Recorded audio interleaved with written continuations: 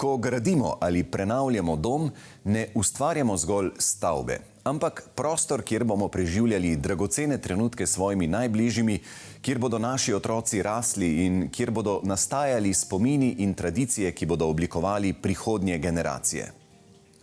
Trajnostna gradnja nam omogoča, da oblikujemo naše okolje na odgovoren, trajen in zdrav način. Poglejmo, kako lahko to v praksi tudi dosežemo. V Sloveniji imamo srečo, saj je zahteva za skoraj nič energijski standard novogradenj zapisana v zakon.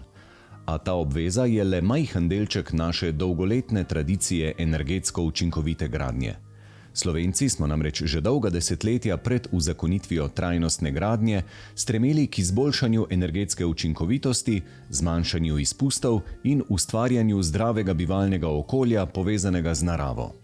Tehnološki napredek nas je vodil k novim standardom, ki so že dolgo v središču naše gradbene prakse. Vseeno poglejmo konkretneje, kako lahko prispevamo k še večji trajnosti našega doma. Trajnostna gradnja se začne z načrtovanjem, ki vključuje izbiro ustrezne lokacije. Pomembno je izbrati mesto, ki ne ogroža narave in ljudi, ter se izogniti občutljivim območjem, kot so poplavna ali plazovita zemljišča. Ko imamo izbrano ustrezno parcelo, moramo nanjo pravilno usmeriti stavbo.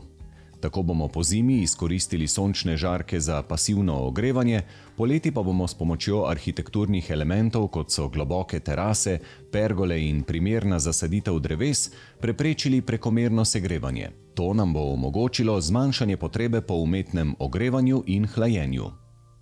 Izbira materialov je prav tako ključna. Tradicionalni materiali, kot so les, kamen in glina, pogosto pomenijo manjšo obremenitev za okolje.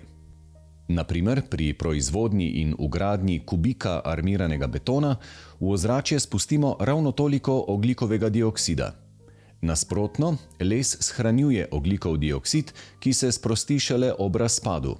Kamena volna in naravni ometi prav tako prispevajo k prijetnemu bivanju in omogočajo reciklažo stavbe ob koncu njenega življenjskega cikla. Toplotne črpalke dosežejo učinkovitost nad 300%, kar pomeni, da za vsak kilovat porabljene električne energije proizvedejo več kot 3 kW toplote. Prezračevalni sistem z rekuperacijo zraka pa skrbi za stalno dovajanje svežega zraka, ob tem pa v prostor povrne več kot 90% toplote. Z vgradnjo obeh sistemov torej toploto proizvajamo na učinkovit način in jo v stavbi zadržujemo kar se da dolgo, ne da bi pri tem žrtvovali kakovost notranjega zraka. Če se odločimo za vgradnjo sončne elektrarne in hranilnika električne energije, pa lahko skoraj popolnoma odpravimo stroške za ogrevanje, hlajenje, celo transport in porabo elektrike v gospodinjstvu. Lastna elektrarna nam omogoča tudi večjo energetsko neodvisnost, kar je v času nihanj cen energentov še posebej dragoceno. Pomembno je izpostaviti tudi gospodarno ravnanje z vodo.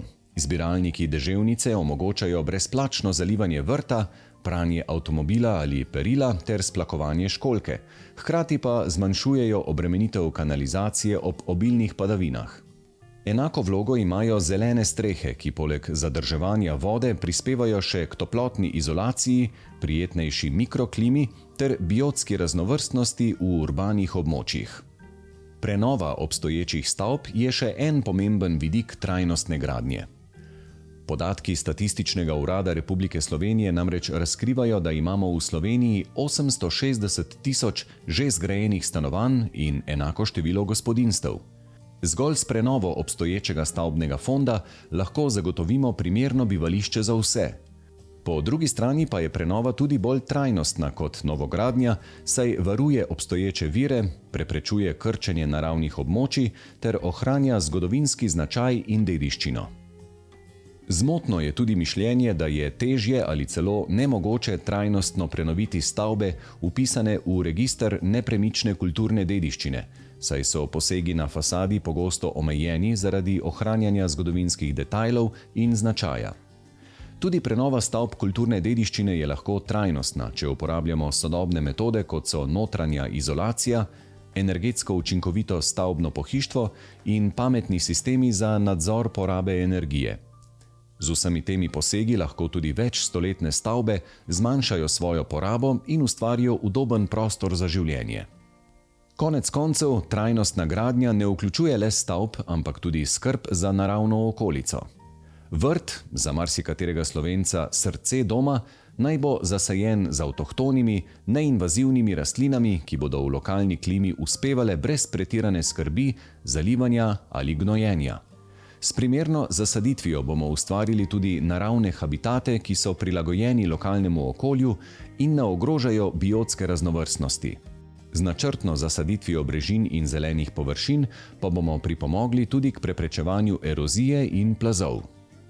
Trajnostna gradnja in prenova niso le tehnične naloge. Predstavljajo zavestno odločitev vsakega posameznika za odgovorno ravnanje z našim delčkom skupnega prostora.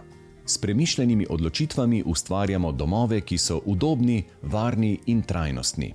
Ustvarjamo trajno grajeno okolje, ki bo pripomoglo k ohranjanju naše čudovite dežele tudi za prihodnje generacije.